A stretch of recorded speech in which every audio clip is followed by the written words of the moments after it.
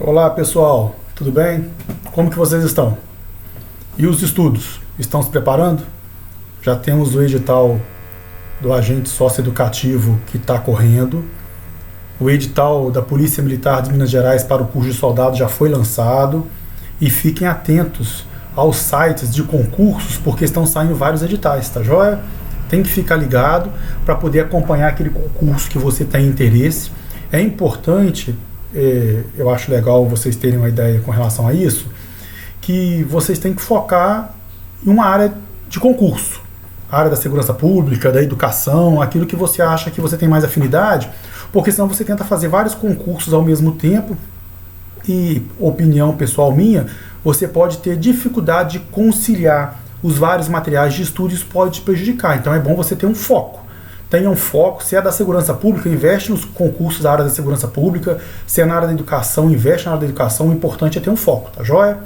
Continuando com as nossas conversas sobre a questão do direito, ainda estamos na Constituição Federal, não esqueçam disso, porque, primeiro, que é o mais importante dos documentos que nós temos que conhecer, não desmerecendo os outros, é claro, e é o conteúdo que é cobrado em todo o concurso da área da segurança, principalmente o artigo 5º da Constituição.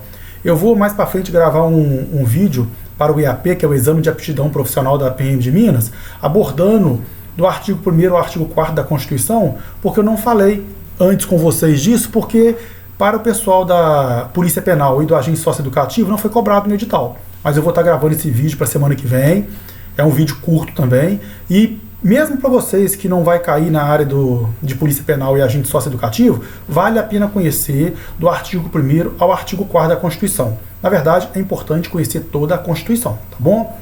Hoje, para conversarmos aqui um pouquinho, vamos falar de mais 5 incisos. Vai ser do inciso 21 ao 25.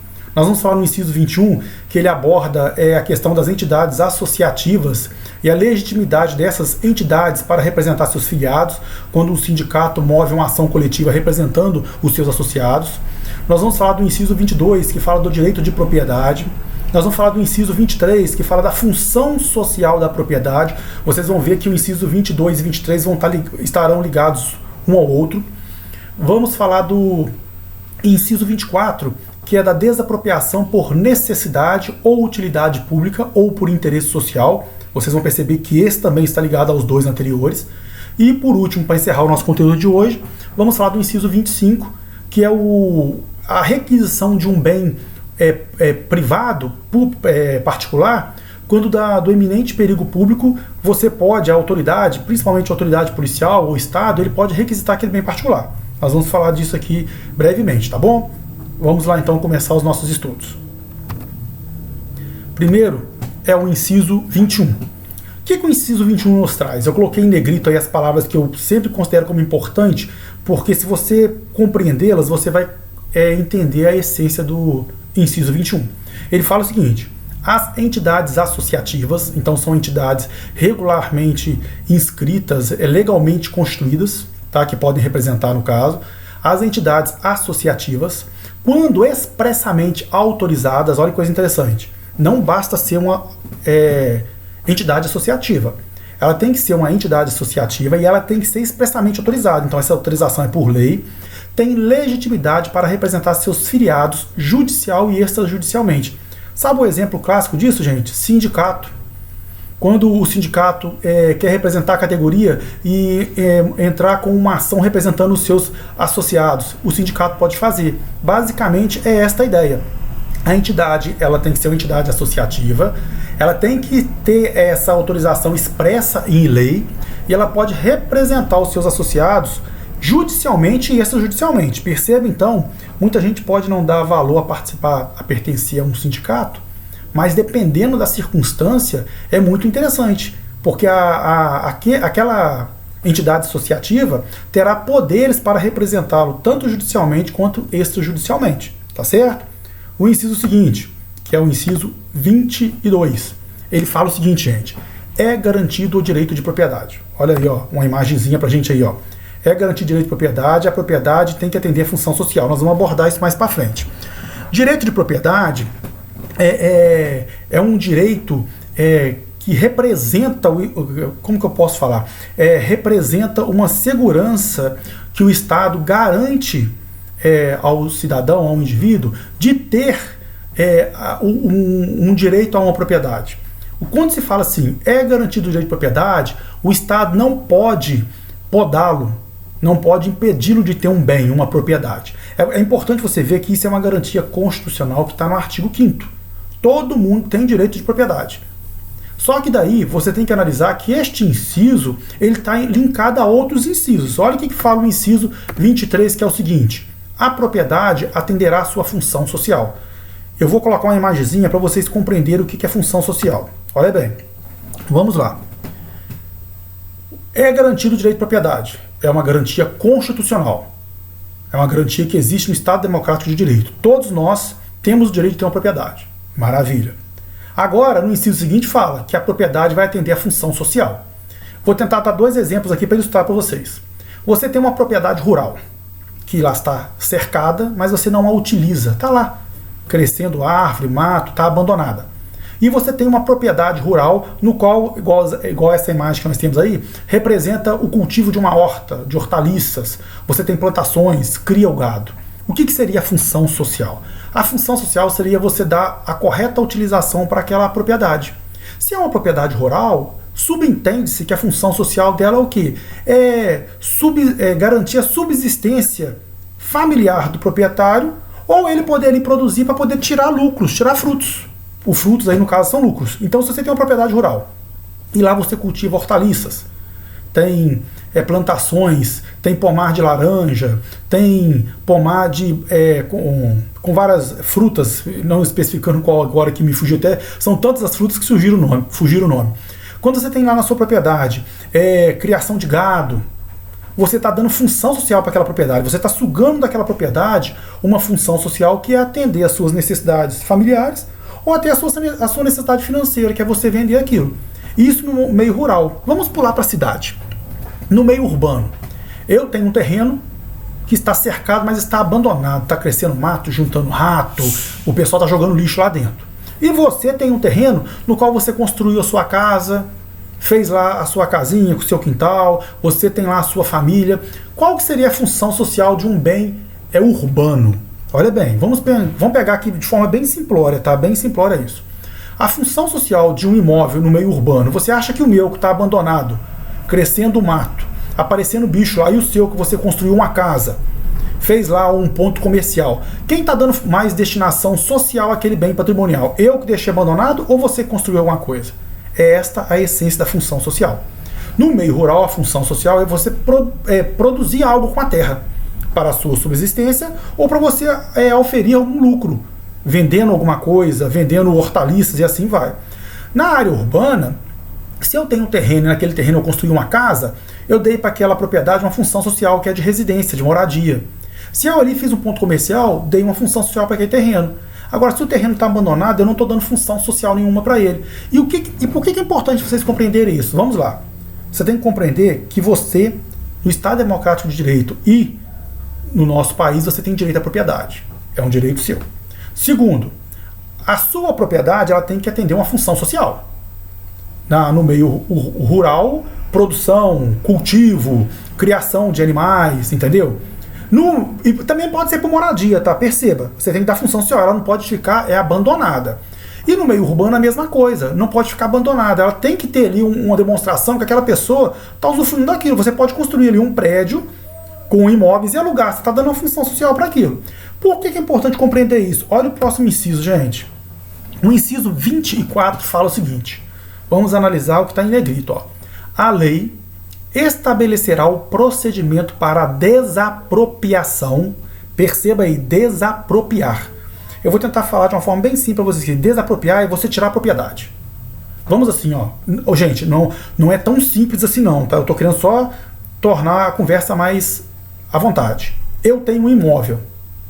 Se aquele imóvel eu não estou dando uma função social para ele, não estou explorando ele, o poder público pode desapropriar. O que é desapropriar? É como se tirasse do meu poder e passasse para o ente público. O ente público dá uma destinação social para aquilo. De forma bem simples é isso. Quando nós falamos aí de desapropriação de grandes fazendas, a fazenda lá tem vários alqueires, vários hectares e ela não é utilizada. O poder público desapropria aquele imóvel para poder fazer ali alocar famílias que precisam de propriedade, que precisam de um bem para poder produzir ou ter sua subsistência. Basicamente seria assim. Então vamos olhar no inciso de novo, a essência do inciso. A lei estabelecerá o procedimento para a desapropriação olha bem, a desapropriação não é porque o poder público quer de qualquer forma não, tem regras. Por necessidade ou utilidade pública. Então, o seu direito de propriedade, que é constitucional, ele não é um direito absoluto. Porque o seu patrimônio, ele pode sofrer a desapropriação por necessidade ou utilidade pública. Ou também por interesse social. Perceba, necessidade, utilidade pública ou interesse social. Não fica preocupado em compreender quando é um, quando é outro, não. Guarda a essência do inciso. Quando é que pode ser desapropriada um bem, um patrimônio, a propriedade de uma pessoa? Por necessidade, utilidade pública e interesse social. Agora, olha que coisa legal. O Estado não vai desapropriar e tomar de você e largar você ao vento, não. Você não vai ficar abandonado ao vento. Olha aqui, ó, mediante justa e prévia indenização, em dinheiro, perceberam isso? O Estado pode desapropriar, então, a sua propriedade por necessidade, utilidade pública ou interesse social. Mas isso pode ocorrer quando? Mediante justa e prévia indenização em dinheiro. E olha que tá o finalzinho aí, ó. Ressalvados os casos previstos nessa Constituição. Porque existem situações que são previamente previstas na Constituição que não são suscetíveis de desapropriação. Perceberam isso? O inciso estabelece a regra, quais são as condições para a desapropriação, fala da questão da justa e prévia indenização, mas ressalvado. Então, existem alguns casos que não estão sujeitos à desapropriação. Não fica preocupado em saber quais são os casos. Compreenda só a essência deste inciso, que é o 24. Tá bom? Nós estamos falando aqui de propriedade. Nós falamos que o direito de propriedade, todo mundo tem direito à propriedade. Agora, vamos falar disso aqui que é interessante. Ó. Coloquei uma imagenzinha aí, tá, gente? De uma casa com dinheiro. Por quê? O Estado desapropria mediante justa e prévia indenização em dinheiro. Olha agora o próximo inciso. Inciso 25 e o nosso último inciso de hoje. Olha o que ele fala, que coisa legal. Você sabe que propriedade pode ser bem imóvel, que é um terreno, uma casa, um sítio, ou pode ser bem móvel, que é um carro, uma bicicleta, uma moto, um caminhão. Então, quando fala da questão de bem imóvel, você tem que ter ideia que pode ser móvel, quando nós falamos de bem, pode ser bem móvel ou imóvel. Maravilha? Olha o inciso 25.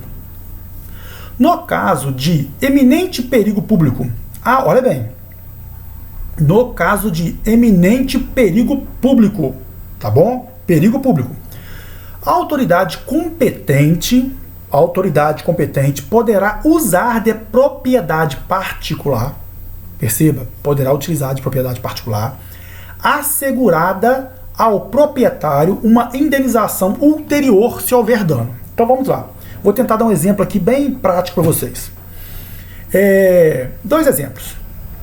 É necessário fazer um bloqueio numa pista para poder evitar que um criminoso que está se evadindo continue na fuga dele. O agente, o encarregado da aplicação da lei, que é o policial militar, o policial civil, a autoridade aqui no caso, a autoridade pública, ele pode requisitar um caminhão particular para poder obstruir uma via. É claro, gente, eu estou reduzindo aqui de forma bem simples. Tem todo um critério, todo um regramento, todo um cuidado que é garantido para isso, tá bom? Não é eu chegar e tomar, não. Tem todas as circunstâncias que vêm antes daquela requisição do veículo, tá bom? Pode requisitar um caminhão para fechar uma via, ou também o policial militar está atrás de um autor que está evadindo de um crime. Este autor entrou no carro e foi embora. O policial militar está a pé, ou o policial civil, ele pode requisitar o veículo particular de qualquer um. Ele pode requisitar o veículo particular para poder efetuar aquele acompanhamento, seguir atrás daquele autor até efetuar a prisão dele, ou, caso não seja possível, não tem como efetuar a prisão, ele volta e devolve o veículo. Mas olha qual que é a essência do negócio. Perceba. No caso de eminente perigo público, tá bom? A autoridade competente poderá, perceba, poderá usar a propriedade particular. Maravilha. Assegurado ao proprietário indenização ulterior. O que é indenização ulterior? É uma indenização da seguinte forma. Eu recolhi o seu carro, requisitei o seu carro para fazer uma perseguição. Fiz a perseguição, devolvi seu carro. Quando eu devolvo seu carro, depois você vê que o carro teve algum dano, ou teve algum problema, que não tinha e foi em razão daquela requisição pública, você vai ter o direito de garantir indenização ulterior. Basicamente seria isso. E olha aqui, ó, se houver dano, tá, gente? Se houver dano. Tá bom? Então pode ter o seu caminhão pode ser requisitado para fechar uma via, o seu veículo particular, carro ou moto pode ser requisitado, até uma propriedade. Então, apesar de falar que é iminente perigo público, lembra do caso lá de Brumadinho, do caso lá de Mariana, as propriedades próximas ali para poder servir de ponto de apoio para os bombeiros, para as forças de segurança pública, entendeu? Isso pode acontecer. Verificou ali o dano, a indenização é ulterior. Se não teve nenhum dano, gente, não há que falar em indenização não. Vocês compreenderam a essência do negócio? É importante compreender essa essência, tá certo? Olha bem, para hoje nós queríamos falar do inciso 21 ao 25, falamos isso. Espero que vocês estejam estudando, tá certo? Dá uma olhadinha depois no final, na parte de baixo do nosso vídeo aí na descrição, os editais que estão à disposição. As imagens que eu utilizei também, eu coloquei lá os links das imagens em respeito aos direitos autorais, tá certo? Espero que estejamos contribuindo com os estudos de vocês. Um abraço para todos, bons estudos e fiquem com Deus.